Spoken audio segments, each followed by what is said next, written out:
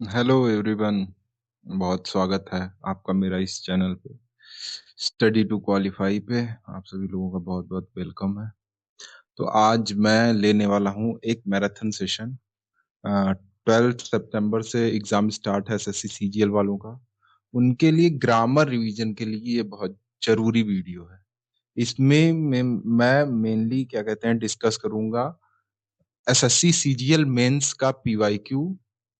उसके हिसाब से पूरा ग्रामर रिवाइज कराऊंगा, पर वोकैब सिर्फ उतना ही पार्ट इसमें रिवाइज हो पाएगा जो वोकैब पूछी गई है। मैंने वोकैब का एक और पीडीएफ है जो प्रोवाइड कर दिया है टेलीग्राम चैनल पे, और भी एक दो पीडीएफ मैं अगले का 1 या 2 दिनों में मैं प्रोवाइड कर दूंगा।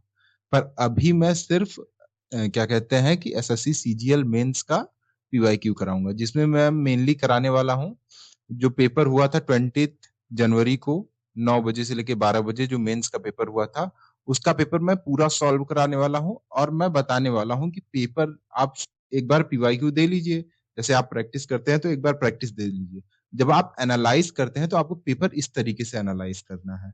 तो वो तरीका भी मैं आपको इस पेपर को करते हुए बताऊंगा कि किस तरीके से पेपर करना है। जैसे कि हम शुरू करते हैं, तो हमारा पहला क्वेश्चन है कि इनकरेक्टली जो स्पेल्ड वर्ड है हमको पहचानना है। इसमें सिर्फ आसानी से हमको पहचानना है कौन सा वर्ड की स्पेलिंग सही नहीं लिखी है। तो यहाँ से समझ में आ रहा है कि प्रैक्टिशनर की स्पेलिंग सही नहीं लिखी है। प्रैक्टिशनर की स्पेलिंग होती है PRACTITIONER, ठीक है, ONER होती है। तो यहाँ से स्पेलिंग तो समझ में आ गई कि इसकी गलत है। लेकिन ये तो जब आपने पीवाईक्यू किया तो आपको समझ में आ गया ये स्पेलिंग गलत है, ये टिक करके आप चले गए। लेकिन जब आप उसी को एनालाइज करेंगे तब कैसे करेंगे? तब ये जो चारों वर्ड लिखे हुए हैं ना, इनके मतलब, इनका साइनो, इनका एंटो, क्या ये यूज हो सकते हैं, ये सारी चीजें आपको आनी चाहिए। तो स्टार्ट करते हैं हम एक एक करके कि इसमें क्या हो जाएगा आगे चल के। तो सबसे पहला वर्ड है हमारे पास कौन सा? मोमेंटो। मोमेंटो एक तरीके से नाउन है। इसका मतलब होता है किसी भी एक सामान को रिमाइंडर ऑफ पर्सन, प्लेस या इवेंट के रूप में रहना। स्मृति चिन्ह या यादगार वस्तु, कोई वस्तु जो किसी व्यक्ति, स्थान या घटना की याद दिलाने के लिए रखी जाए, तो इसका मतलब होता है मोमेंटो। और फिर आगे चलते हैं हम कि मोमेंटो के साइनो क्या क्या हो सकते हैं। साइनो मतलब समानार्थी शब्द क्या हो सकते हैं। तो मोमेंटो का एक साइनो हो सकता है सोवेनिर, दूसरा हो सकता है कीपसेक। सोवेनिर का मतलब होता है स्मृति चिन्ह, और वहीं कीपसेक का मतलब होता है यादगार वस्तु।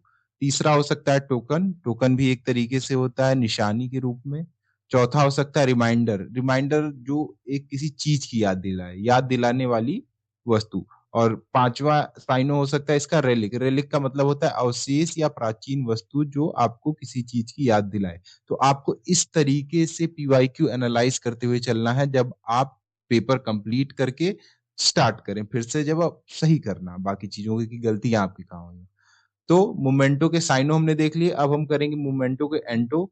मोमेंटो के एंटो वैसे कोई डायरेक्ट एंटो नहीं है मोमेंटो के, लेकिन कुछ वर्ड्स हैं जो अपोजिट मीनिंग देते हैं इसका, जैसे कि फॉरगेटफुलनेस, भूलने की आदत या विस्मृति। ऑब्लिवियन, ऑब्लिवियन का मतलब होता है विस्मरण, भुला दिया जाना या नेग्लेक्ट करना। इमोशनल सेंस में मेनली ये कहा जाता है कि उपेक्षा कर दी आपने, आपने अनदेखी कर दी है किसी की। तो ये हो जाएगा मोमेंटो का एंटो। तो अब इसके बाद मोमेंटो के बाद दूसरा वर्ड क्या था इस क्वेश्चन में? दूसरा था रिकमेंड। रिकमेंड एक वर्ब है। इसका मतलब होता है सजेस्ट समवन और something as being suitable for a purpose और रूल। मैं मैं बता रहा हूँ कि इस वर्ड को करने से पहले कि मैं चाहता था कि इसको लिख के पढ़ाऊं। मैं नहीं चाहता था ऐसे हाईलाइट करके पढ़ाऊं। पर अगर मैं लिख के पढ़ाऊंगा ना, तो इसको पढ़ाने में ही मुझे कम से कम 4 से 5 घंटे लग जाएंगे। मैं इसीलिए कहता हूँ कि पीवाईक्यू आपको कैसे करने हैं। पीवाईक्यू करने में तो आपको क्या कहते हैं 9 से 12 3 घंटे लगते हैं। लेकिन अब पीवाईक्यू को जब आप एनालाइज करेंगे तो आपको कम से कम 6 से 8 घंटे लगने चाहिए उस पीवाईक्यू को एनालाइज करने में। तब वो आपके दिमाग में पूरी तरीके से बैठ जाएगा, फिर आप कभी गलती नहीं करोगे कहीं पे भी। ठीक है। तो अब आगे चलते हैं, रिकमेंड का मतलब देखते हैं। तो रिकमेंड का मतलब तो हमने देख लिया कि सजेस्ट समवन और something as being suitable for purpose और रूल, मतलब सिफारिश करना या सुझाव देना, किसी व्यक्ति या चीज को उपयुक्त या अच्छा बताना। अब रिकमेंड का मतलब क्या होता है? जैसे मैंने कोई कोर्स रिकमेंड किया, मैंने कोई बुक रिकमेंड किया आपको, तो इसके साइनो क्या हो जाएँगे, रिकमेंड के साइनो क्या हो जाएँगे, समानार्थी शब्द कौन-कौन से हो जाएँगे, सजेस्ट हो जाएँगे जिसका मतलब होता है सुझाव सुझाव देना, दूसरा हो जाएगा एडवाइस जिसका मतलब होता है सलाह देना, तीसरा हो जाएगा एंडोर्स जिसका मतलब होता है समर्थन करना या अनुशंसा करना, चौथा हो जाएगा प्रपोज़ प्रस्ताव रखना, पाँचवाँ हो जाएगा एडवोकेट वकालत करना, या हो जाएगा कमेंट प्रशंसा करना या अनुशंसा करना। जैसे आप मेरे चैनल को रिकमेंड करोगे किसी को, तो आप क्या करोगे, मेरे चैनल का सुझाव दोगे या मेरे चैनल का प्रशंसा करोगे, अनुशंसा करोगे, ठीक है? तो ये हो जाएगा रिकमेंड का। वहीं अगर रिकमेंड का हम विलोम या एंटो देखें या एंटोनिम्स देखें, उसका मतलब हो जाएगा डिस्करेज। आप मेरे चैनल को डिस्करेज करोगे, हतोत्साहित करोगे मुझे और क्या कहते हैं मेरे चैनल को अपोज़ करोगे कि अपोज़ करना किसी भी चीज़ को, विरोध करना उसका, डिसअप्रूव करना कि नहीं-नहीं ये चीज़ सही नहीं है, अस्वीकृति जताना या नापसंद करना या रिजेक्ट कर देना, अस्वीकार कर देना कि ये मुझे पसंद नहीं है। क्रिटिसाइज़ करना, किसी का आलोचना करना, तो ये रिकमेंड के एंटोनिम्स हो जाएँगे। आगे चलते हैं, हमारा तीसरा वर्ड था इसी इसी अभी हम पहला ही क्वेश्चन कर रहे हैं, उसमें हमने 3 वर्ड मीनिंग्स सीख ली और साथ ही साथ कितने सारे एंटो, कितने सारे साइनो भी सीख लिए उन वर्ड्स का और उन वर्ड्स के भी वर्ड्स का। तो इस तरीके से आपको करना है कि एक क्वेश्चन से मिनिमम आपके 25 से 30 वर्ड तैयार हो जाए। अपैरेंट अपैरेंट एडजेक्टिव है, इसका मतलब होता है कोई चीज़ क्लियरली विजिबल है और अंडरस्टूड है या ऑब्वियस है, साफ-साफ दिखाई दे रही है। स्पष्ट या प्रत्यक्ष जो साफ दिखाई दे या समझ में आए। तो इसका और एक मतलब होता है सीमिंग टू बी ट्रू कि सही हो सकता है पर ऐसा नहीं है कि वो हमेशा ही सही हो। प्रकट लेकिन वास्तविक में वैसा न होना जैसा दिखे वैसा हो पर अंदर कुछ और हो सकता है, हो सकता है। ऐसा भी हो सकता है जो दिख रहा है वही है, पर ऐसा भी हो सकता है जो दिख रहा है वो नहीं। आगे चलते हैं। तो अपैरेंट का साइनो एडजेक्टिव अपैरेंट इसका साइनो देखते हैं हम। तो इसमें पहला है ऑब्वियस मतलब स्पष्ट रूप से दिख रहा है, क्लियर साफ दिख रहा है, एविडेंट हमको प्रत्यक्ष रूप से दिख रहा है, नोटिसिएबल ध्यान देने योग्य, सीमिंग प्रकट, विजिबल दिखाई देने योग्य। वहीं आप इसके एंटोनिम्स की बात करें तो एंटोनिम्स हो जाएगा अपैरेंट का हिडन जो कि छिपा हुआ है, अनक्लियर जो कि अच्छे से दिखाई नहीं दे रहा है या अस्पष्ट, डाउटफुल जो संदिग्ध है, अनसर्टेन जो अनिश्चित है और कंसील्ड जो छिपा या गुप्त है। ठीक है? अब हम आ जाते हैं हमारे चौथे प्रैक्टिशनर की स्पेलिंग मैंने बताई PRACTITIONER जो एक तरीके से नाउन है। प्रैक्टिशनर का मतलब क्या होता है? A person actively engaged in professional specially medicine और लॉ में कोई एंगेज है तो उसे प्रैक्टिशनर कहा जाएगा। प्रैक्टिशनर या अभ्यासी कोई व्यक्ति जो किसी पेशे विशेष रूप से चिकित्सा या कानून में सक्रिय रूप से कार्यरत हो तो उसे कहा जाएगा कि वो क्या है एक तरीके से प्रैक्टिशनर है। ठीक है? आगे चलते हैं। आगे हम इसके साइनो और एंटो देखते हैं। साइनो देखते हैं इसका साइनो क्या है? साइनो समानार्थी, साइनो है इसका सबसे पहले प्रोफेशनल जिसका मतलब होता है पेशेवर। अगर मेडिकल फील्ड की बात करें तो डॉक्टर हो जाएगा प्रैक्टिशनर और अगर लीगल फील्ड की बात करेंगे तो लॉयर हो जाएगा प्रैक्टिशनर। स्पेशलिस्ट विशेषज्ञ, थेरेपिस्ट उपचारकर्ता और वहीं क्लीनिशियन चिकित्सक या अस्पताल में काम करने वाला। वहीं प्रैक्टिशनर के एंटो देखें, यहाँ पे कई बार आप देख रहे होंगे कई वर्ड के डायरेक्ट वर्ड मीनिंग्स आपको नहीं मिलेंगे। तो यहाँ पे आपको उस मतलब किसी भी सेंटेंस के साथ उसको ऐड करके देखना है। जैसे मेडिकल में प्रैक्टिशनर कौन होगा? डॉक्टर होगा। लीगल फर्म में अगर कोई प्रैक्टिशनर है तो वो लॉयर होगा। तो इस तरीके से आपको देखना है। तो एंटो क्या-क्या हो जाएँगे? इमैच्योर मतलब नौसिखिया या शौकिया व्यक्ति, नोवाइस नौ बहुत बहुत नौसिखिया है, लेमैन आम व्यक्ति या गैर पेशेवर, वहीं इनएक्सपीरियंस्ड पर्सन का मतलब हो जाएगा अनुभवहीन व्यक्ति और नॉन प्रैक्टिशनर का मतलब हो जाएगा जो अभ्यास नहीं करता है।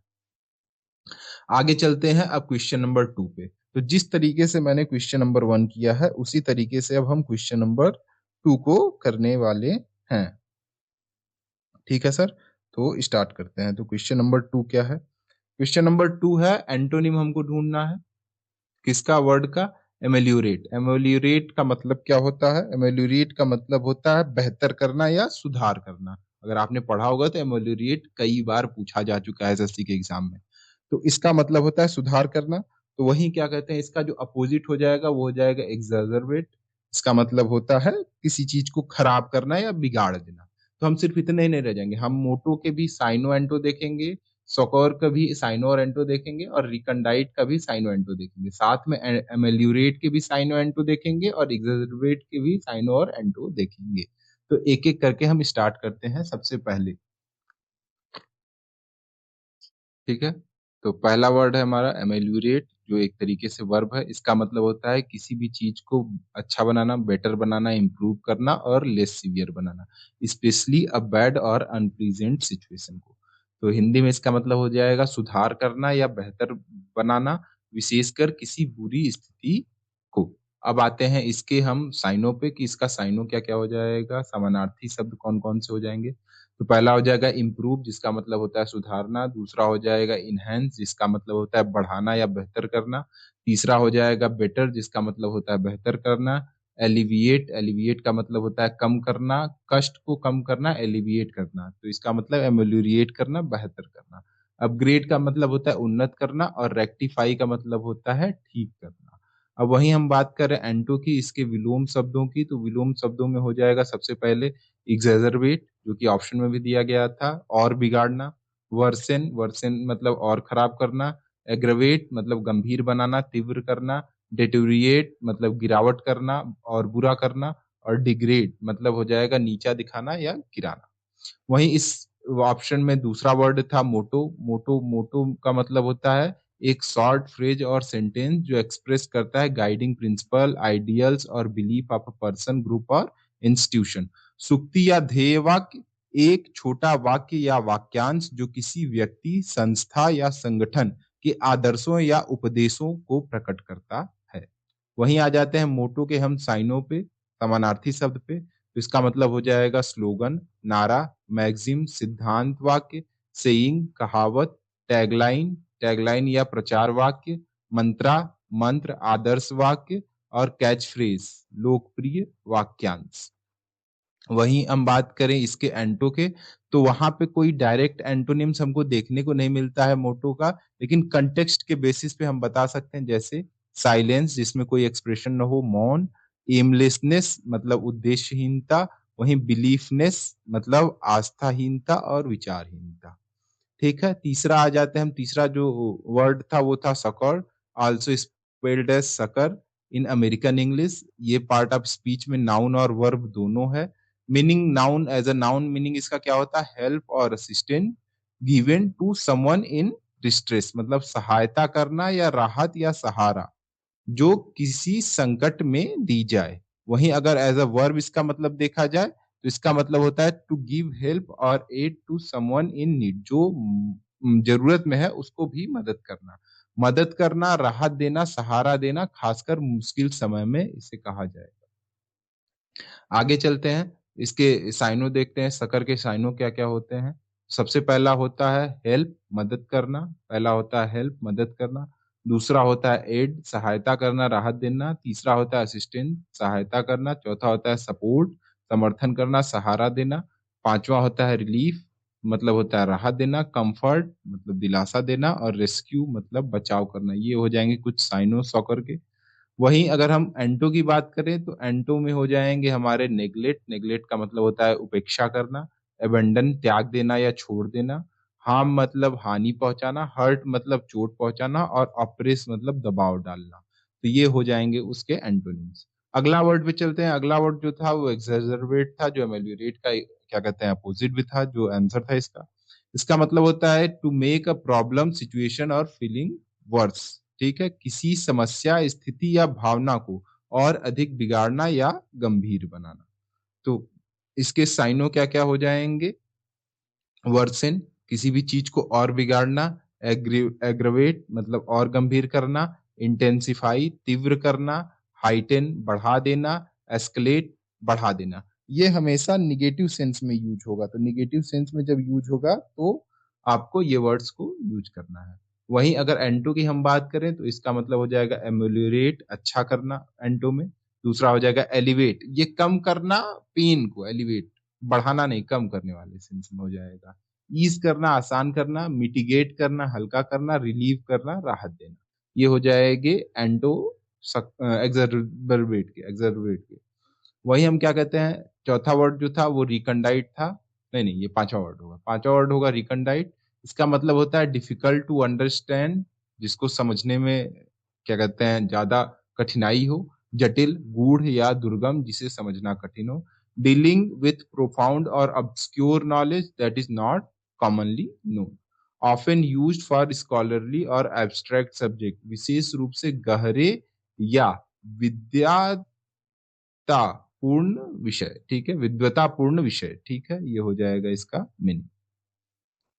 रिकंडाइट का मतलब क्या होता है? रिकंडाइट एडजेक्टिव है, तो मैंने मतलब बता दिया। अब आ जाते हैं साइनो पे। साइनो का इसका हो जाएगा ऑब्सक्यूर, अस्पष्ट, एब्स्ट्रूस, गूढ़ या कठिन, एस्टोरिक मतलब रहस्यमय, एस्टोरिक मतलब रहस्यमय, कॉम्प्लेक्स मतलब जटिल, प्रोफाउंड मतलब गहराई वाला, और क्रिप्टिक मतलब रहस्यमय। ये हो जाएंगे साइनो। वहीं अगर एंटो की बात करें, कौन कौन से एंटो हो जाएंगे इसके? सबसे पहला हो जाएगा क्लियर, स्पष्ट, सिंपल, सरल, ऑब्वियस, प्रत्यक्ष, अंडरस्टैंडेबल, समझने योग्य, प्लेन, साधारण या सामान्य। ठीक है, तो अब हम आ जाते हैं तीसरे क्वेश्चन पे। जिस तरीके से मैंने 2 क्वेश्चन कराए उसी तरीके से हम तीसरा भी क्वेश्चन करेंगे। तीसरा क्वेश्चन कह रहा है कि हमको फिर से एंटो पता करना है। कौन से वर्ड का? मेलनकॉली का। मेलनकॉली का हमको पता करना है एंटो। तो सबसे पहले आपको मालूम रहना चाहिए कि मेलनकॉली का मतलब क्या होता है। मेलनकॉली का मतलब होता है उदास या अवसाद। उदास या अवसाद। अब इसके हिसाब से हमको क्या कहते हैं कि ऑप्शन देखना पड़ेगा। तो इसमें सबसे ही पहला ऑप्शन है प्लीजेंट, जिससे हमको समझ में आता है प्लीजेंट कंडीशन मतलब बहुत ही सुखद कंडीशन है, बहुत ही अच्छा कंडीशन है। मेलनकॉली का मतलब क्या हो गया? वो आपको उदास है। वहीं प्लीजेंट सिचुएशन का मतलब क्या हो गया? आप बहुत खुश हैं, बहुत अच्छा है। तो ये एंटो हो जाएगा इसका। प्रॉफिटेबल, मैकेनिकल और मिजरेबल। पहले हम इन पांचों वर्ड्स का साइनो देखेंगे, एंटो देखेंगे, तब ये मेरा क्वेश्चन कंप्लीट होगा। तो मेलनकॉली से स्टार्ट करते हैं। तो मेलनकॉली क्या है? मेलनकॉली नाउन है और एडजेक्टिव है। इसका इंग्लिश में मीनिंग होता है noun, as a noun, a deep feeling of sadness और सॉरो, उदासी, विषाद या अवसाद। ठीक है, ये हो जाएगा इंग्लिश मीनिंग। हिंदी मीनिंग मतलब सैडनेस और पेंसिव इन मूड और टोन, ये हो जाएगा इसका एडजेक्टिव में मतलब उदास, गंभीर और विचार मंद। वहीं क्या कहते हैं साइनों की बात करें हम, मेलनकोली के साइनों क्या क्या हो जाएंगे? तो सैडनेस हो जाएगा, उदासी, ग्लूम हो जाएगा, अंधकार या क्या कहते हैं मनहूसियत, डिप्रेशन हो जाएगा, अवसाद, सौरो हो जाएगा, दुख, डिस्पेयर हो जाएगा, निराशा, ग्रीफ हो जाएगा, शोक, ब्लू हो जाएगा इनफॉर्मल रूप से मायूस में, मायूस को कहते हैं blue, feeling blue.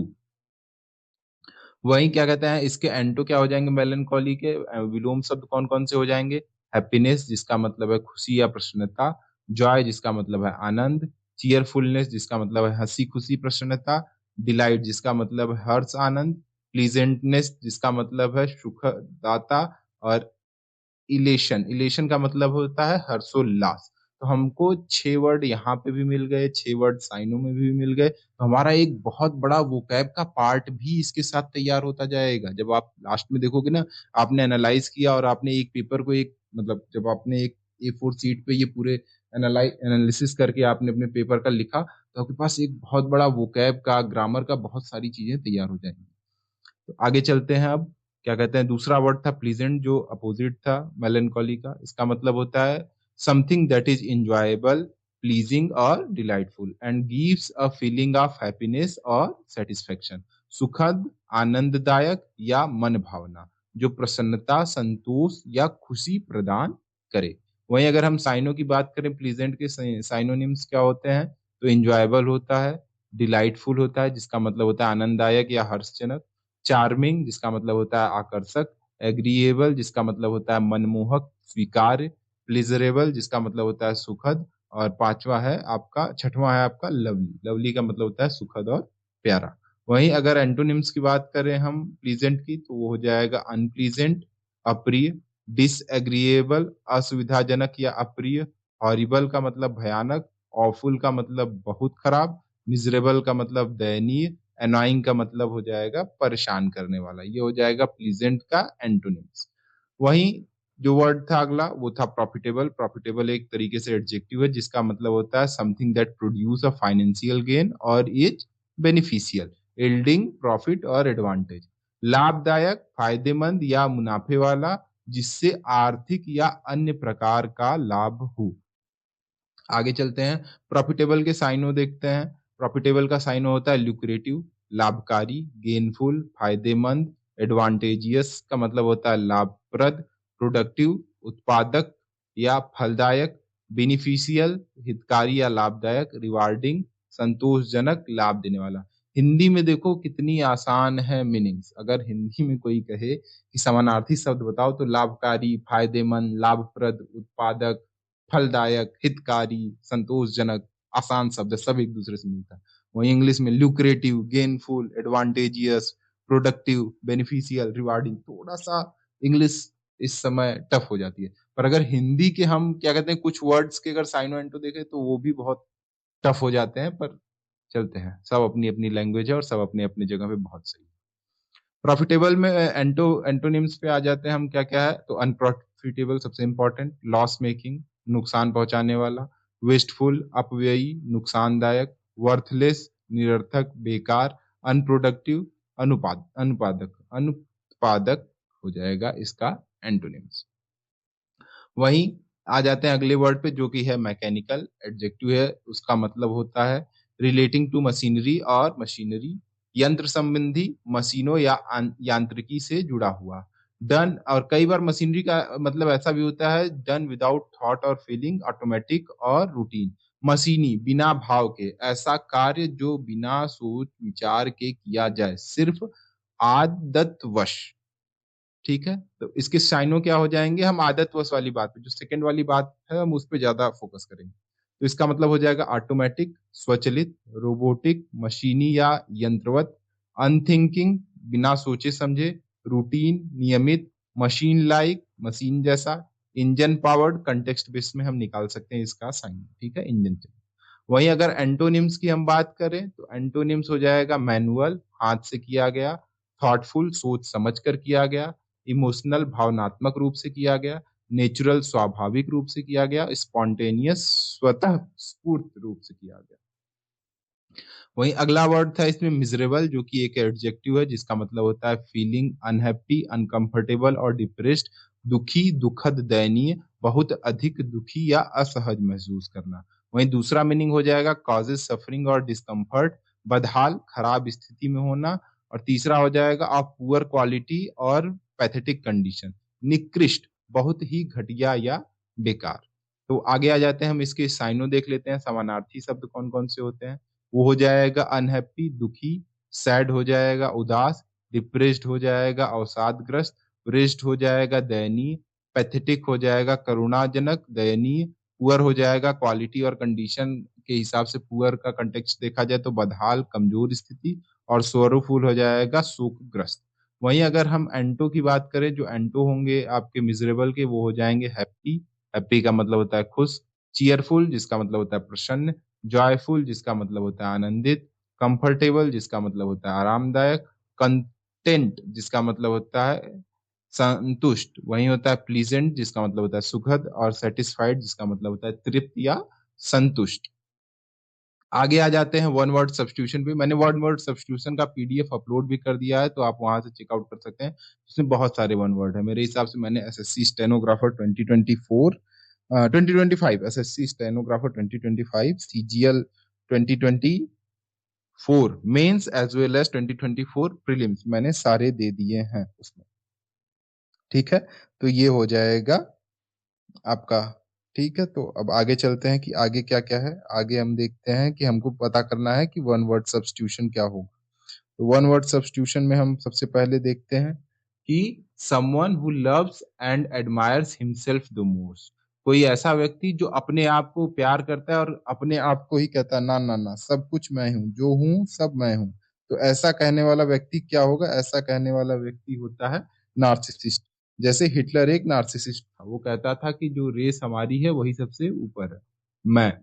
Someone who loves and admires himself the most, वो हो जाएगा नार्सिसिस्ट। तो हम सिर्फ नार्सिसिस्ट देख के नहीं छोड़ देंगे, हम अल्ट्रुइस्ट, रिक्लूज, ओमनिशिएंट और नार्सिसिस्ट चारों के मीनिंग देखेंगे।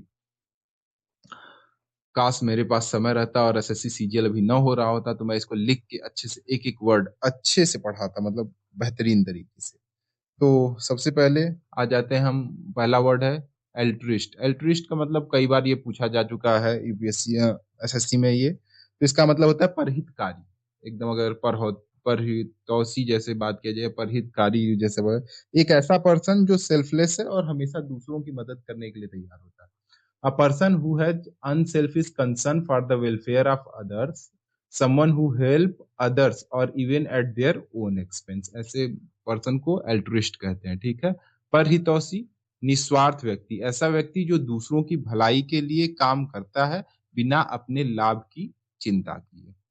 तो इसके साइनों क्या-क्या हो जाएँगे, कुछ साइनों हम देख लेते हैं अल्ट्रुइस्ट का। इसका मतलब हो जाएगा फिलैंथ्रोपिस्ट, परोपकारी, ह्यूमैनिटेरियन, इसका मतलब होता है मानवतावादी, बेनेफैक्टर, उपकारकर्ता, सेल्फलेस पर्सन, निस्वार्थ व्यक्ति, डू गुडर, इनफॉर्मल रूप में हम कह सकते हैं भलाई करने वाला, और काइंड हार्टेड पर्सन मतलब दयालु व्यक्ति। ये हो जाएँगे हमारे इसके साइनों। वहीं अगर हम इसके एंटो की बात करें, एंटो हो जाएगा हमारा इगोइस्ट। इगोइस्ट का मतलब होता है स्वार्थी व्यक्ति, ये हो जाएगा अल्ट्रुइस्ट का एंटो।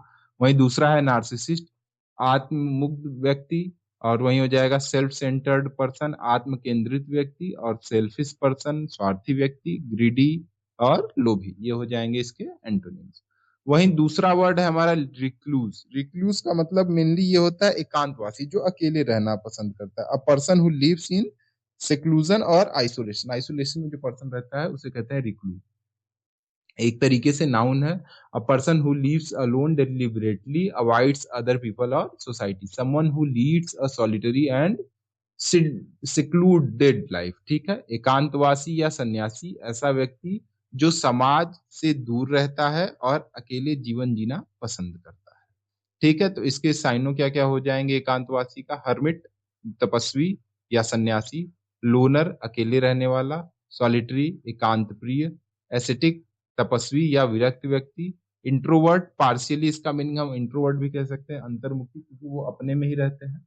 और आखिरी वर्ड हो जाएगा आपका एंकोराइट। एंकोराइट का मतलब होता है एकांतवासी धार्मिक व्यक्ति। वहीं अगर हम इसके एंटो या अपोजिट शब्द, विलोम शब्द के बारे में बात करें, तो उसका मतलब हो जाएगा सोशियलाइट, ऐसा व्यक्ति जो समाज में घुलने-मिलने वाला होता है। वहीं एक्सट्रोवर्ट जो बहुत ज़्यादा बहिर्मुखी व्यक्ति होता है। आउटगोइंग पर्सन जो मिलनसार व्यक्ति होता है। मिक्सर जो लोगों में आसानी से घुल-मिल जाता है। और ग्रेगेरियस पर्सन झुंड में रहने वाला या मिलनसार हो जाएगा। ये हो जाएगा इसका एंटो। वहीं अगला वर्ड है ओमनिसिएंट। ये एडजेक्टिव भी है, नाउन भी है, लिटरेरी रूप से अगर हम देखें तो। एडजेक्टिव क्या, इसका मतलब होता है हैविंग अ कंप्लीट और अनलिमिटेड नॉलेज, अवेयरनेस और understanding, knowing everything, often used to describe God, narrators और डिवाइन बीइंग इन लिटरेचर। ऐसा व्यक्ति जो सर्वज्ञ हो, सब कुछ जानता है, ऐसा व्यक्ति जो सभी बातों का ज्ञान रखता हो। तो ये हो जाएगा। आगे चलते हैं, इसके साइनो देख लेते हैं ओमनिशिएंट के। ऑल नोइंग, सर्वज्ञ, सब जानने वाला। वाइज, ज्ञानी। ऑल सीइंग, सर्वदृष्टा। ओमनी प्रेजेंट, इसका मतलब पार्सियली कह देते हैं, जब हम गॉड के लिए यूज करते हैं तो ओमनी प्रेजेंट भी कह देते हैं, ओमनिशिएंट भी कह सकते हैं, उनको सब पता है और वो हर जगह है। इंसाइटफुल, इंसाइटफुल का मतलब होता है सूझबूझ वाला। और गॉड लाइक मतलब ईश्वर तुल्य, भगवान की तरह, जो ईश्वर के लिए प्रयोग किया गया हो। वहीं अगर हम एंटो की बात करें, इसका एंटो का मतलब हो जाएगा इग्नोरेंट, अज्ञानी, जिसको कुछ नहीं पता है। अनइन्फॉर्म्ड, अनभिज्ञ। तीसरा हो जाएगा ऑब्लीवियस, अनजान। चौथा हो जाएगा अनअवेयर, बेखबर। और पांचवा हो जाएगा फुलिश। एंटो हो जाएंगे हमारे ओमनिशिएंट। आगे चलते हैं, पांचवा वर्ड है आपका, मतलब आखिरी वर्ड है इसका, नार्सिसिस्ट, इस क्वेश्चन का मेरे हिसाब से। इसका मतलब होता है narcissist is a person who has an excessive interest in themselves, specially in their own appearance, ability और importance, often associated with self love, ego, lack of empathy for other. आत्ममुग्ध व्यक्ति, स्वार्थी व्यक्ति जो खुद से अत्यधिक प्रेम करता है और हमेशा अपनी सुंदरता, योग्यता या महत्व को लेकर अहंकार में रहता है। नार्सिसिस्ट पर्सन बहुत ही खतरनाक होते हैं। कई बार इसको पर्सनालिटी डिसऑर्डर भी कहा जाता है। एक होता है पर्सनालिटी डिसऑर्डर, आप पढ़ेंगे एनपीडी। एनपीडी होता है नार्सिसिस्ट पर्सनालिटी डिसऑर्डर। वो खुद को खूब बहुत बढ़ा चढ़ा के दिखाते हैं। ऐसे व्यक्ति जो होते हैं वो खुद को बहुत बढ़ा चढ़ा के दिखाएंगे। आगे चलते हैं। नार्सिसिस्ट साइकोलॉजिकल कंटेक्स्ट में होता है एक person In psychology, narcissism is a personality disorder. Narcissist personality disorder (NPD) characterized by grandiosity, a consent, need for administration and lack of empathy. अभी मैंने यही चीज बताई आपको। तो इसके अगर साइन हमको देखने हो, अगर समानार्थी हमको नार्सिसिस्ट का देखना हो तो हो जाएगा ईगोइस्ट, ठीक है, स्वार्थी, सेल्फ सेंटर्ड पर्सन, आत्म केंद्रित व्यक्ति, सेल्फिश पर्सन, स्वार्थी व्यक्ति, वैन पर्सन, घमंडी या आत्म प्रशंसी व्यक्ति, कंसाइटेड पर्सन, घमंडी व्यक्ति, इगोटिस्ट मतलब अहंकारी व्यक्ति। वहीं अगर हम इसके एंटोनिम्स की बात करें तो वो हो जाएगा एल्ट्रिस्ट, परोपकारी व्यक्ति, निस्वार्थ व्यक्ति, हम्बल पर्सन, विनम्र व्यक्ति, सेल्फलेस पर्सन, निस्वार्थ व्यक्ति, मॉडेस्ट पर्सन, सादगी प्रिय व्यक्ति, और वहीं केयरिंग पर्सन, दूसरों की परवाह करने वाला। तो ये हो गया हमारा वो वाला क्वेश्चन नंबर 4 कंप्लीट। अब हम आ जाते हैं क्वेश्चन नंबर 5 पे। क्वेश्चन नंबर 5 में कह रहा है कि फॉलोइंग सेंटेंस को 4 भागों में डिवाइड किया गया है और सभी सेंटेंस किसी एक सेंटेंस में ग्रामेटिकल एरर है, उसको आपको देख के बताना है। तो आई, यू एंड सी, यहीं से मुझे समझ में आ जा रहा है कि ये पर्सन प्रोनाउन का क्या कहते हैं एरर है। तो अब मान लीजिए हमने तो मीनिंग के बारे में मैंने बता दिया, अब ग्रामर कैसे करना है। जैसे आपको मालूम चल गया आई, यू एंड सी नहीं हो, ठीक है, आई, यू एंड सी नहीं होगा, ये क्या कहते हैं प्रोनाउन का मिस्टेक है। इसमें क्या कहते हैं करेक्ट फॉर्म में सबसे पहले हम सेकंड पर्सन को रखते हैं तो यू हो जाएगा, फिर हम थर्ड पर्सन को रखते हैं उसमें सी हो जाएगा, और फिर हम फर्स्ट पर्सन को रखते हैं उसमें आई हो जाएगा। तो इसमें मतलब हो जाएगा यू, सी एंड आई। तो इसके हिसाब से सब चीजें आपको पढ़नी चाहिए ग्रामर का जितना भी प्रोनाउन का रूल है वो पढ़ लेना चाहिए। तो हम एक बार प्रोनाउन के ऑर्डर पे पढ़ लेते हैं रूल्स और एग्जांपल्स के साथ। सबसे पहले, जब मल्टीपल प्रोनाउंस एक साथ यूज किए जाते हैं तो as a subject in a sentence the correct order depend करता है उनके कंटेक्स्ट और टोन, फॉर्मल, इनफॉर्मल, पॉजिटिव और निगेटिव।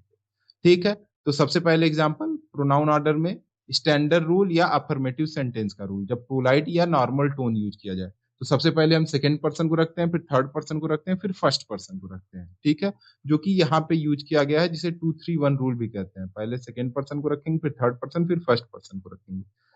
पहले हम आ जाते हैं यहाँ अपने क्वेश्चन में ही देख लेते हैं क्या कहा गया है कि working happily in the same company in the same branch for the last 9 years। ठीक है, तो इसका मतलब सेंटेंस पॉजिटिव है, तो हम सबसे पहले सेकंड पर्सन को रखेंगे यू, फिर थर्ड पर्सन को रखेंगे सी, और फिर अपने आप को रखेंगे। तो ये हो जाएगा 2-3-1 रूल जो हम लोग हमेशा ग्रामर में पढ़ते हैं। पर ग्रामर में एक और रूल है, मतलब प्रोनाउन का एक और रूल है जो होता है standard rule, affirmative sentence, polite और नॉर्मल ट्यून में। उसमें क्या होता है, उसमें होता है यू, फिर third person and I are going to seminar. ठीक है, इसके एग्जाम्पल हो गए, वही सेम रूल का ये एग्जाम्पल दिखा रहा है। You, see and I have completed the project. ठीक है, ये मेनली इस तरीके से होता है। इसमें हम क्या कहते हैं अपने आप को आखिरी इसलिए रखते हैं ताकि हम पोलाइटनेस दिखा सके। ठीक है, हम अपने आप को लास्ट में रखेंगे पर आप लोगों को पहले रखेंगे, मोडेस्टी दिखा सके। ठीक है, so politeness by putting I last. ठीक है, ये मोडेस्टी दिखाने के लिए किया जाता है। आगे चलते हैं, प्रोनाउन ऑर्डर में सेकेंड रूल क्या है हमारे पास। सेकेंड रूल है जब सेंटेंस एक्सप्रेस करता है कोई निगेटिव आइडिया, जैसे गिल्ट हो गया, ब्लेम हो गया या मिस्टेक हो गया। तो अगर मिस्टेक होगा तो हम सबसे पहले अपने आप को रखेंगे, फिर सेकेंड पर्सन को रखेंगे, फिर थर्ड पर्सन को रखेंगे। जैसे आई, यू, ही एंड सी, इसको कहते हैं 1, 2 एंड 3 रूल। ठीक है, तो जैसे मान लीजिए कोई एक सेंटेंस है, I, you and he are responsible for the loss. क्योंकि लॉस हुआ है, निगेटिव सेंटेंस है, तो सबसे पहले मैं अपने आप को रखूंगा, फिर दूसरे व्यक्ति जो सेकंड पर्सन रहेगा यू को रखूंगा, फिर थर्ड पर्सन को रखूंगा। उसी तरीके से I, she and you made the error. ठीक है, नहीं नहीं नहीं नहीं नहीं, ये थोड़ा सा गलत हो गया मेरे हिसाब से। आई, यू एंड सी होगा, आई, यू एंड सी। ठीक है, 1, 3 और 2 हो गया ना, ये गलत हो गया, 1, 2, 3 हो जाएगा। तो इसमें हो जाएगा आई, यू एंड सी। हाँ, तो इसमें थोड़ी सी प्रॉब्लम थी कि ये यू क्या कहते हैं यहाँ पे आएगा और सी यहाँ पे आएगा, क्योंकि 1, 2, 3 फॉलो करते हैं जब हम कोई भी गिल्ट, ब्लेम या मिस्टेक ले रहे हो प्रोनाउन के रूल में।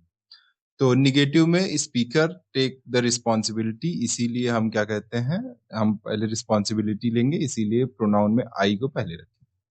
ठीक है, प्रोनाउन ऑर्डर में तीसरा रूल ये होता है कि all pronouns are same person के हों तो नेचुरली जो टोन पे बेस करे, मतलब टोन जिस हिसाब से सही लगे उस हिसाब से रख लेते हैं। जैसे I and my brother went to the fair. ठीक है, you and he must go together. आगे चलते हैं। प्रोनाउन ऑर्डर में एक चीज याद रखिएगा, अगर पॉजिटिव सेंटेंस है तो यू, और फिर उसके बाद क्या कहते हैं, मतलब थर्ड पर्सन फिर फर्स्ट पर्सन, मतलब पहले सेकंड फिर थर्ड पर्सन फिर फर्स्ट पर्सन पॉजिटिव में, और वहीं निगेटिव है तो first person second person then third person. ठीक है, तो 2 3 1 पॉजिटिव में, 1 2 3 निगेटिव में, ये याद रखने वाली चीज है, ये बहुत जरूरी चीज है। आगे चलते हैं। अप्रोप्रिएट फिलिंग द ब्लैंक्स हमको भरना है, फिलिंग द ब्लैंक्स भरना है। अप्रोप्रिएट ये मेनली, ये बहुत ठीक क्या कहते हैं, होमोनिम का क्वेश्चन मिल मिल जाता है हमको फिलिंग द ब्लैंक्स के रूप में। पर ये ठीक है कि ये मतलब काफी आसान था, अगर हम कंपेयर करें तो 2025 का पेपर इंग्लिश का प्रीवियस ईयर से, मतलब इंग्लिश के पेपर थोड़े टफ आते थे पर काफी इजी था इंग्लिश का पेपर, इसलिए इसमें क्वेश्चंस काफी इजी हुए, क्योंकि बहुत सारे बच्चों ने 45 आउट ऑफ 45 स्कोर किए थे। मुझे मालूम है, मैं तो उस समय पढ़ाता नहीं था, पर मेरे जहाँ मैं पढ़ाता था वहां पे मतलब लगभग जो भी बच्चे थे सबने लगभग 42 तो सभी ने स्कोर किए थे, 42 के ऊपर 45 में। आगे चलते हैं। The comedians joke were so funny that the entire audience erupted in laughter. ये तो सब जानता है कि लाफ्टर का मतलब होता है सब हंसने लगे। तो हम बाकी वर्ड्स का मतलब देख लेते हैं। तो मैं थोड़ा सा स्पीड बढ़ाऊंगा क्योंकि ये वीडियो लंबी ना हो जाए बहुत ज्यादा, क्योंकि आपको रिवाइज भी करना है, और आज शायद 11th हो गई तो मुझे अपलोड करना होगा। ये भी मैं 10th की रात को रिकॉर्ड कर रहा हूँ, मतलब 11th की सुबह, अभी 2 बज रहे हैं लगभग, तो बहुत ज्यादा टाइम हो गया है।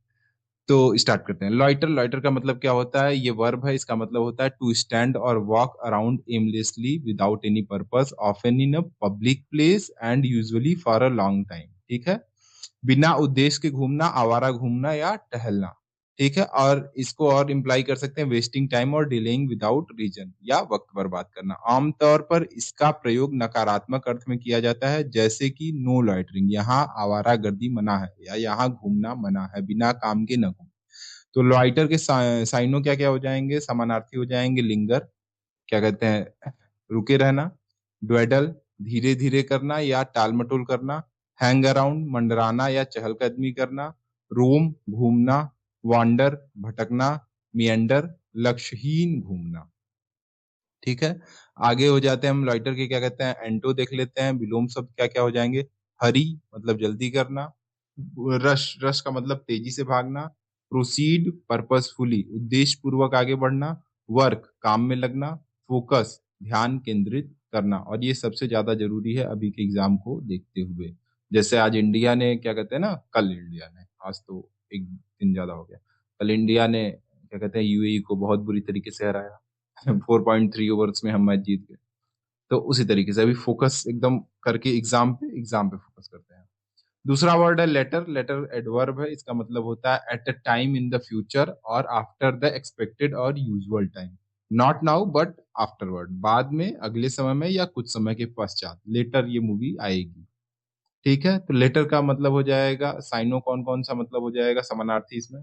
आफ्टरवर्ड्स, ठीक है, सब्सिक्वेंटली तत्पश्चात या आगे चलकर। देयर आफ्टर उसके बाद। इन द फ्यूचर भविष्य में, और नेक्स्ट अगला। ठीक है, नेक्स्ट को नहीं कहेंगे पर नेक्स्ट को कॉन्टेक्चुअल मीनिंग में भी लेटर का मतलब रख सकते हैं। आगे चलते हैं। लेटर के एंटोनिम्स या विलोम शब्द कौन कौन से हो जाएंगे। अर्लियर मतलब पहले। बिफोर पूर्व में। फॉर्मरली पहले या भूतकाल में। इन एडवांस पहले से। प्रीवियसली पूर्व में। ठीक है, तो ये हो जाएगा पूर्व में। आगे चलते हैं, ये है तीसरा वर्ड लेटर, LATTER। ये लेटर वाला लेटर है, इसका मतलब होता है एडजेक्टिव और noun used for comparison of two things. Latter refer to the second of the two people or thing that have been mentioned. It is used to distinguish between two options where former refers to the first and later refers to the second. उत्तर वाला या दूसरा, जब दो वस्तु व्यक्ति की तुलना की जाती है तो बाद में बताई गई चीज को लेटर कहते हैं। ठीक है, ये लेटर है। ये लेटर के साइनों क्या हो जाएंगे, समानार्थी हो जाएंगे। इसका समानार्थी हो जाएगा सेकंड, या जो लास्ट मेंशन है अंत में बताया गया। द अदर अन्य, जब दो में से एक की बात हो रही हो। और द फॉलोइंग नीचे लिखा गया या बाद में आने वाला। वहीं अगर एंटोनिम्स की बात करें तो हो जाएगा इसका फॉर्मर, पहला, फर्स्ट, प्रथम, इनिशियल, प्रारंभिक, अर्लियर, पहले बताया गया। आगे चलते हैं, लाफ्टर। लाफ्टर एक तरीके से नाउन है, इसका मतलब होता है अ साउंड और act of laughing usually as a result of joy, amusement और happiness in the expression of mirth और जॉय। हंसी ठहाका जब कोई व्यक्ति खुशी, मजाक या आनंद के कारण जोर से या सामान्य रूप से हंसता है। लाफ्टर का मतलब होता है हंसना। साइनो क्या-क्या हो जाएँगे समानार्थी लाफ्टर के? गिगल करना, धीमी हँसी, चकल करना, दबी हुई हँसी, गफ्फो करना, ठहाका, स्निकर मतलब छिपकर हँसना, रोर ऑफ लाफ्टर जोरदार हँसी और क्रैकल का मतलब होता है कर्कश हँसी। अक्सर व्यंग में कहते हैं क्रैकल। आगे चलते हैं, इसके एंटोनिम्स क्या-क्या हो जाएँगे? क्राइंग, लाफ्टर मतलब हँसना, क्राइंग मतलब रोना, वीपिंग, वीपिंग का मतलब होता है आँसू बहाना, सॉरो का मतलब होता है दुःख, सैडनेस का मतलब होता है उदासी और वहीं साइलेंस का मतलब होता है चुप्पी। तो ये हो जाएँगे इसके एंटोनिम्स। आगे चलते हैं। अब इसको जम्बल्ड वर्ड के लिए मैं सिर्फ इतनी चीज़ बताऊँगा कि अगर आपके पास जम्बल्ड वर्ड है और जम्बल्ड वर्ड का सिर्फ और सिर्फ एक ही तरीका है जिससे आप इसको सही कर सकते हैं, वो है प्रैक्टिस। जम्बल्ड वर्ड और क्या कहते हैं कि थीम टोन और आपका क्या कहते हैं कि फिलिंग द ब्लैंक्स कि अगर कुछ क्वेश्चन जो कॉन्टेक्स्ट पे ना बेसिस हो, वो आप सिर्फ और सिर्फ तभी कर सकते हैं जब आपकी प्रैक्टिस अच्छी हो। तो मान लेते हैं ये है through the dark dense forest, the hikers trekked for hours before reaching the mountain peak. तो इसका सही आंसर है the hikers trekked for hours through dense forest before reaching the mountain peak. ये मेनली प्रैक्टिस से होगा। किस तरीके से होगा इसको अभी मैं बता नहीं सकता क्योंकि ये मतलब लास्ट टाइम पे मैं वीडियो बना रहा हूँ तो इसको बताना अभी बहुत पॉसिबल नहीं है। पर अगर आप हीट एंड ट्रायल मेथड लगाएंगे तब भी ये हो जाएगा। पर ये तो बहुत आसान था कि हाइकर्स ने ट्रैक किया काफ़ी घंटों तक माउंटेन पीक पे पहुँचने से पहले। तो ये हो जाएगा कहाँ-कहाँ से ट्रैक किया? Through dense forest. तो ये हो जाएगा the hikers trekked for hours through dense forest before reaching the mountain peak. ये हो जाएगा सही आंसर इसका। तो इसमें मेनली आप प्रैक्टिस करिएगा। बाकी मैं 1-2 रूल और बता सकता हूँ, जो इसमें तो नहीं पर जब सेंटेंस ढेर सारे आ जाएँगे। ये तो है कि सेंटेंस को अरेंज करना है, लेकिन कई बार पैराग्राफ को अरेंज करना होता है जिसमें ढेर सारे सेंटेंस रहते हैं। उसमें ज़्यादा वो काम आता है। आगे चलते हैं, इसमें अब फिलिंग द ब्लैंक्स है। डिनोशन और डिनोशन ऑफ द मीनिंग हमको भरना है। The blueberries in the basket are blue. तो यहाँ पे ब्लू किसको दिखाता है? तो कलर को दिखाता है। डिनोशन का मतलब होता है कि उसका जो शाब्दिक अर्थ है, ठीक है? उसका मतलब हो जाएगा। डिनोशन का मतलब हो जाएगा डिनोशन ऑफ द ब्लूम का मतलब होता है नीले रंग का शाब्दिक अर्थ। डिनोशन का मतलब होता है द लिटरल और primary meaning of the word. उस वर्ड का प्राइमरी मीनिंग जो होता है वही उसका डिनोशन मीनिंग होता है। The dictionary definition not the emotional और सिंबलिक, ठीक है मीनिंग? तो जो डिक्शनरी डेफिनिशन होता है वही, जो एकदम मतलब प्राइमरी मतलब होता है उस चीज़ का वो हो जाएगा। तो ब्लू का मतलब क्या होता है? एक कलर होता है तो ब्लू हो जाएगा वो। इमोशनल और सिंबॉलिक मीनिंग नहीं। और वहीं अगर कोनोटेशन मीनिंग पूछा होता तो ये इमोशनल और सिंबॉलिक मीनिंग को दिखाता है। जैसे ब्लू का मतलब होता है सैडनेस, अभी हमने ऊपर भी पढ़ा था ब्लू के बारे में। तब इसमें जो वर्ड्स हैं उनका साइनो और एंटो देख लेते हैं। जैसे ग्लूमीनेस हो गया, सैडनेस हो गया, नेगेटिविटी हो गई, इनका वर्ड इनका मतलब देखते हैं। तो सबसे पहला वर्ड है ग्लूमीनेस। ग्लूमीनेस का मतलब होता है एक स्टेट ऑफ डार्कनेस, डलनेस और लो स्पिरिट, बीइंग इमोशनली डाउन और फिजिकली डीम। उदासी, अंधकारपूर्ण माहौल, निराशाजनक स्थिति, ये हो जाएगा ग्लूमीनेस का मतलब। ग्लूमिनेस के कुछ साइनो देख लेते हैं, समानार्थी शब्द डार्कनेस, अंधकार, डिप्रेशन, अवसाद, मेलैंकोली, विषाद, डियरनेस, डियरीनेस, निराशा और डलनेस, सुस्ती। ग्लूमिनेस के कुछ एंटोनिम्स देख लेते हैं, विलोम शब्द जिसमें है ब्राइटनेस मतलब चमक, चीयरफुलनेस जिसमें है खुशी, जॉयफुलनेस जिसमें है आनंद, लाइट जिसमें है प्रकाश, ऑप्टिमिज्म जिसमें है आशावाद। ये हो जाएंगे हमारे एंटोनिम्स। दूसरा वर्ड है सैडनेस। सैडनेस का मतलब होता है emotional state of being unhappy, sorrowful या ग्रीव, दुख, उदासी, मन की पीड़ा। आगे चलते हैं, सैडनेस के साइनो देख लेते हैं। ग्रीफ मतलब शोक, सॉरो मतलब दुख, मेलैंकोली मतलब विषाद, मिजरी मतलब पीड़ा, हार्टटेक मतलब दिल का दर्द। वहीं अगर इसके एंटोनिम्स की बात करें तो हैप्पीनेस हो जाएगा खुशी, जॉय हो जाएगा आनंद, डिलाइट हो जाएगा प्रसन्नता, चीयरफुलनेस हो जाएगा हर्ष, एलेशन मतलब हो जाएगा उल्लास। वहीं अगर नेगेटिविटी की बात करें तो a pessimistic attitude, tendency to focus on bad, critical और अनडिजायरेबल एस्पेक्ट। ये जस्ट एग्जाम के पहले हम लोग को आने लगता है, एकदम नेगेटिविटी छा जाती है यार कि अगर नहीं होगा तो क्या होगा? जैसे सब कुछ बस यही पेपर में है। ठीक है? तो इस नेगेटिविटी को हटा के पॉजिटिविटी लाते हैं, थोड़ा-सा प्रैक्टिस करके, ठीक है? तो नकारात्मकता और नकारात्मक सोच को हम हटाते हैं। नेगेटिविटी के साइनों हो जाएँगे पेसिमिज़्म, निराशावाद, क्रिटिसिज्म, आलोचना, साइनिज़्म, निंदक प्रवृत्ति, डाउट, संदेह और हॉस्टिलिटी, शत्रुता या विरोध। अब हम करेंगे एंटो मतलब इसका करेंगे हम विलोम शब्द, जो हमें बहुत ज़्यादा ज़रूरी है एग्ज़ाम के समय। पॉजिटिविटी, सकारात्मकता, ऑप्टिमिज्म, आशावाद, एनकरेजमेंट, प्रोत्साहन, सपोर्ट, समर्थन, अप्रूवल, स्वीकृति। तो इस वीडियो को करने के बाद आपको एनकरेजमेंट आएगा, मैं आपके सपोर्ट के लिए हूँ ही, तो आप अच्छा प्रदर्शित करोगे अपने आप को एग्ज़ाम में। मतलब अपने आप को कंफर्टेबली 100% अपना देके आओ। फिर अब आ जाते हैं नरेशन पे, नरेशन को मैं यहाँ पे रिवाइज़ करा देता हूँ, पूरा का पूरा नरेशन यहाँ पे हम रिवाइज़ करेंगे।